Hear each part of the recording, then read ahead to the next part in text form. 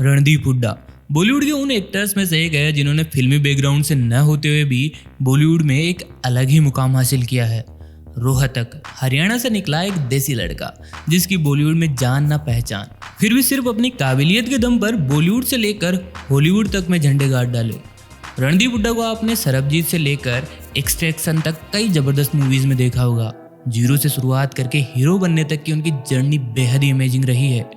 आज के इस वीडियो हम रणदीप हुड्डा के बारे में कुछ ऐसी बातें बताएंगे जो आप शायद ही जानते होंगे।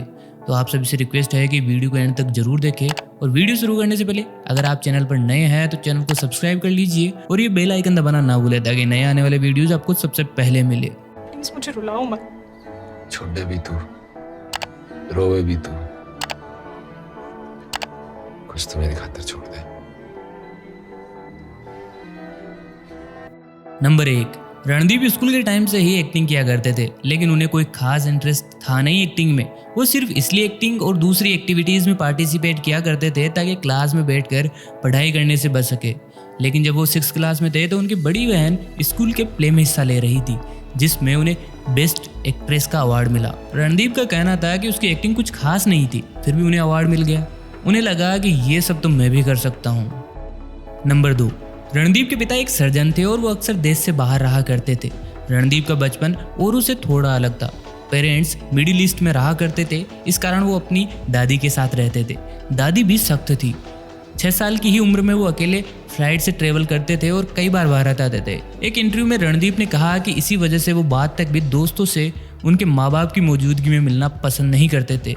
सोनीपत में जिस स्कूल में थे वहाँ तो थिएटर किया करते थे, मगर अपनी ही तरह डॉक्टर बनाने के लिए पेरेंट्स ने उन्हें डीपीएस भेज दिया। गाइडेंस की कमी में वो गुस्सेबाज और रूखे नेचर के हो गए। छोटी सी उम्र में ही शराब और सिगरेट पीना, बंक मारना और डेट पर जाना शुरू कर दिया। नतीजा ये हुआ कि उन्हें स्कूल फेयरवेल पर रणदीप डॉन हुड्डा का टाइटल मिला। छोटी मोटी गुंडई तो की, लेकिन फिर उन्हें जाट बॉय कॉम्प्लेक्स हो गया। पढ़ाई करने ऑस्ट्रेलिया गए तो पहले ही साल फेल हो गए, जिसके बाद उन्हें कहा गया कि आप अपना खर्च खुद उठाओ।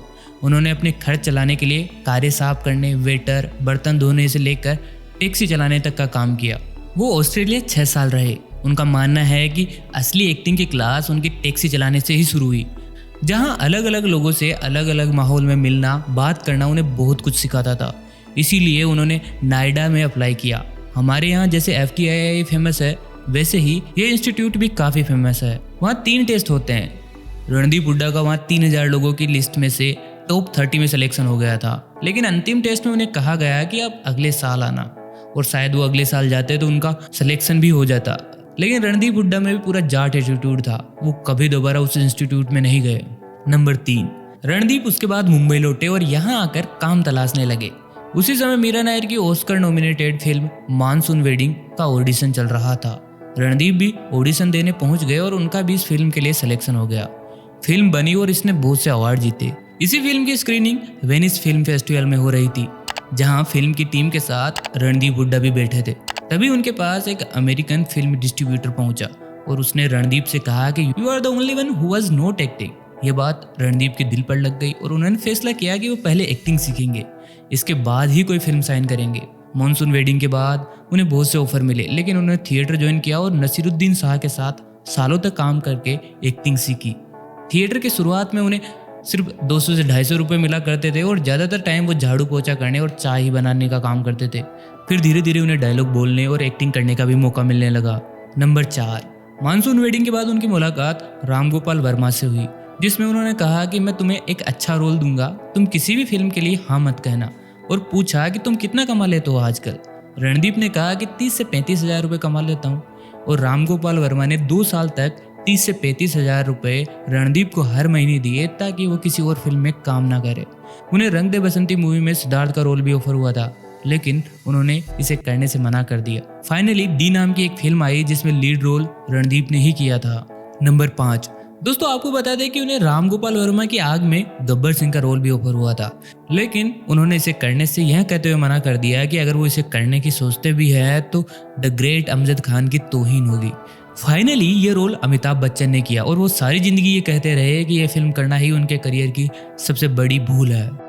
नंबर 6, रणदीप हुड्डा पुलिस वाले के रोल में इतने जबरदस्त फिट होते हैं कि फिल्म दबंग की स्क्रिप्ट उन्हीं के लिए लिखी गई थी।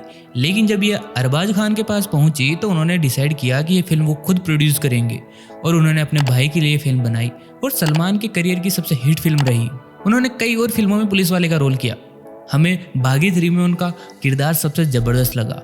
आपको उनका किरदार कौन सी फिल्म में सबसे ज़बरदस्त लगा, कमेंट करके हमें ज़रूर बताइए। वहीं दोस्तों उन्होंने सलमान के साथ भी कई फिल्में की जिसमें वो पुलिस वाले तो कभी विलेन के किरदार में दिखे। अभी हाल ही में वो फिर से राधे मूवी में एक बार साथ आए हैं। नंबर 7, दोस्तों हम सभी जानते हैं कि रणदीप हुड्डा का अपने काम को लेकर डेडिकेशन किस लेवल पर है। इसका अंदाजा उनकी one of the best movie Sarabjit को देखकर लगाया जा सकता है, जिसमें उन्होंने अपने किरदार में फिट बैठने के लिए 28 दिनों में 20 किलो वजन घटाया था। इसके लिए उन्होंने खाना खाना ही छोड़ दिया था।